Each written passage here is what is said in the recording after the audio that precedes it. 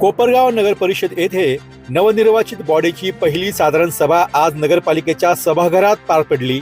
यावेळी उपनगराध्यक्ष पदाची निवडणूक होऊन जितेंद्र रणशूर यांची निवड झाली, तर भाजपा मित्र पक्षाकडून सोनल अजमेरे आणि अतुल काले यांची, तर राष्ट्रवादी काँग्रेस अजित पवार गटाच्या वतीने बाळासाहेब रुईकर यांची स्वीकृत नगरसेवकपदी निवड झाली।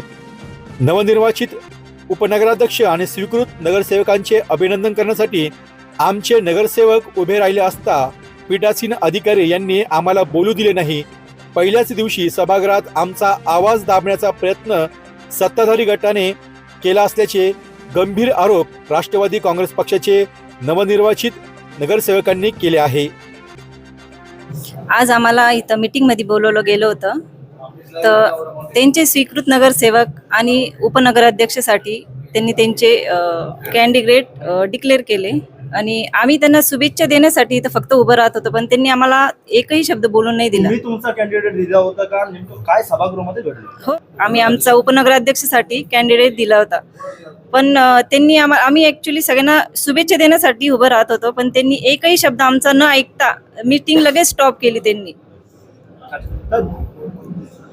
हा, ही निवडणूक जी आहे तर बिनविरोध झाली पाहिजे असं गटनेत्यांनी, भाजपच्या गटनेत्यांनी सांगितलं, त्याच्यावरती तुमचं काय रिप्लाय होतं?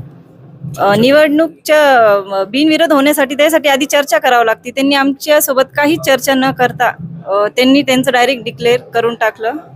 त्याच्यामुळे आम्ही निवडणूक बिनविरोध घेण्यासाठी आम्ही त्यांना हे केलं। डी न्यूज वृत्तवाहिनी सामाजिक, शैक्षणिक, राजकीय, धार्मिक, सहकार, सांस्कृतिक, कृषी या सर्व चालू घडामोडींचा वेध घेणारी वृत्तवाहिनी डी न्यूज वृत्तवाहिनी, वेध वर्तमानाचा।